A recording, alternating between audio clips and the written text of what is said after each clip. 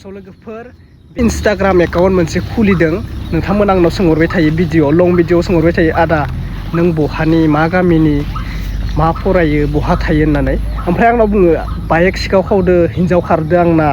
नों आंनो होनो हागोन नामा ना इउटुबाव बेफोरबायदि गोबां कमेन्ट फैबाय थायो दा आं बुंनो सानदों आङो इउटुबावथ' आंनि फन नाम्बार बिहरबाय थायो नाथाय इउटुबावथ' आं होनो हानाय नङा मानो होनब्ला गोबां मानसि पाब्लिकआ नायनानै आंनि नाम्बारखौ लानानै जानला मानला कल खालामगोन जानला मानला SMS हरगोन आंथ' रिप्लाइ हरनो टाइम मोना दा बेनिखायनो आं बुंदो जायफोरा आंनि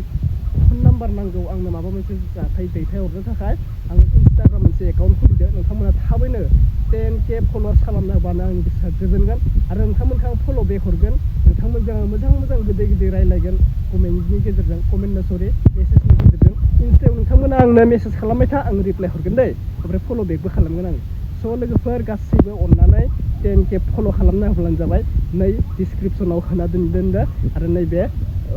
स्क्रिनाव होनायखौ नोंथांमोना नायनानै लाबानो जाबाय दे फल' खालाम गासैबो दा बेनिखायनो आङो एसे दुखु हिसाबै साइरि बानायदों आरोना दुखुआ जाहैबाय नोंथांनाव फल' खालामना लाब्लानो जाबाय दे अके गासैबो खबरा मोजांब्ला बाय